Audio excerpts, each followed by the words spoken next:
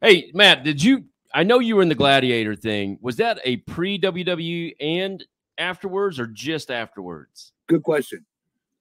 2008. So after WWE, while I was with TNA. That's when it was. For some reason, man, I always thought you did that like before even Tough Enough. You're probably confusing when I did this Tough Enough show. No, I remember you did it Tough Enough. I remember you were on there. I thought it was another thing. So you did the Tough Enough. Then they signed you out of that? Yes. When you went to OVW, you were signed, right? Yes. Do you remember? I actually had to go to a tryout camp. I tore my knee. I was like 382 pounds when I was on Tough Enough. I was way too fat. I tore my knee on that show. Long story short, I got my knee scoped or whatever. Jim Ross calls me and checked on my knee, see how I'm doing. I said, great. I thought I was done. I didn't think they'd want anything to do with me. And he goes, well, look, they want to take another look at you. They thought you had a lot of potential. Obviously, you got major size. We want to take another look at you. So I went down to Heartland Championship Wrestling where I had my tryout camp. Kevin Seven, he was there. Tomko was there. Rene Dupree was there. Oh, wow. And I get put in a match. Dr. Tom Pritchard was the one that was there leading the way, and Jim Ross was there as well, and they're all making their little, notes on who they're going to sign, essentially. So I was nervous because I never wrestled in a match on Tough Enough. I just learned how to lock up on Tough Enough. That's about it. Wow. So I'm in a match with AJ Styles. He was at the camp, and I swear to God, this is how good he is. He was able to walk me through a decently plausible, this guy's never wrestled a match in his life type of match. And I from that day, had so much respect for him. Honest to God, he's been a good friend ever since because he led me through that, obviously. Yeah. And I think he was a major part of me getting hired. I really do. Well, it obviously was. He did a very good job, and you should be indebted to him for life. Yeah, absolutely. And a lot of guys would have been a fucking asshole and would have buried your ass because he was a smaller guy and you had the advantage of being built, jacked, tall. You know what I mean? Yeah, 100%, Rip. But then again, you ain't no competition to him. No. Yeah. No. Yeah. He wants you to make it so that a smaller guy makes him look even better, especially when you're selling for him. You're 100% right. But so, long story short, I went ahead and they ended up signing me out of that camp. And nothing was guaranteed. I was told basically every 90 days I could get cut. Mm-hmm. Oh, yeah. Right. So I had this in my head when I went to OVW that every 90 days I start getting really nervous, that I might, lose my job. You never know. You never knew. No matter how much smoke people blew up your ass. Yeah. I just knew every 90 days I could technically lose my job because they would cut people back then. So you show up to OVW. Rip is the head trainer at that time, right? Yes. Meet Rip Rogers.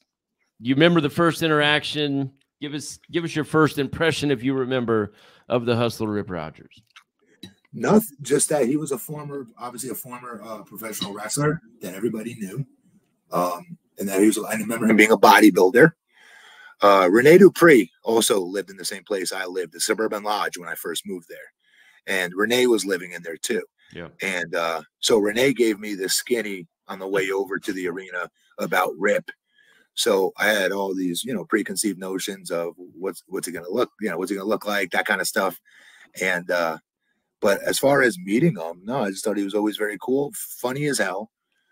A little intimidated at first. Yeah. I mean, you told Rene he's going to be dead when he was 35. Everybody's got kind of a. That's such a true story, though. He said to Masters and Rene. No, I told Chris when he was 30. Rene was 30. Yeah, Rene was 35.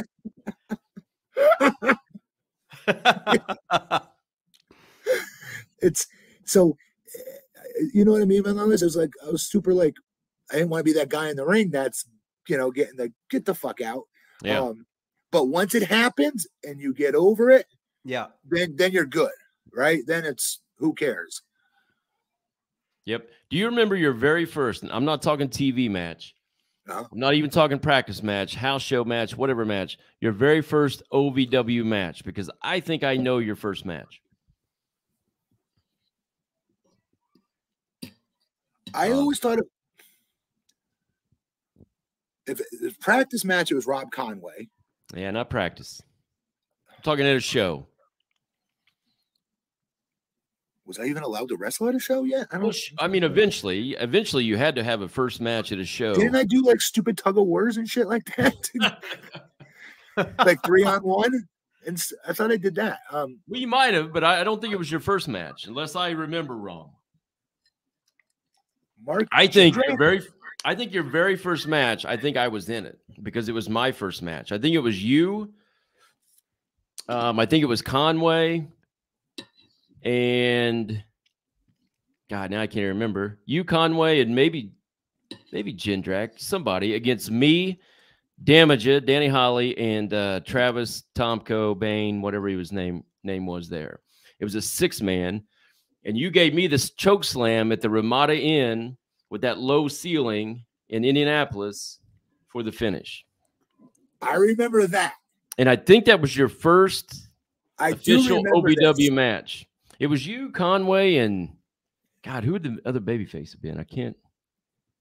God, I can't remember. I remember because I remember the low ceiling. Yeah, it was the low ceiling at Ramada Inn. I know that match happened for sure. Did your head go through the ceiling? Almost. And I'd never taken it. It was my first match. I'm pretty sure it was yours too, but I could be wrong on that. Many years later, because especially when I first started, my choke slams were brutal, brutal. So. I was like, many years later. I've never given one. I was like, well, I've never taken one. It's gonna be great. Let's make it the finish. The greatest one. This will be the greatest choke slam tonight, baby.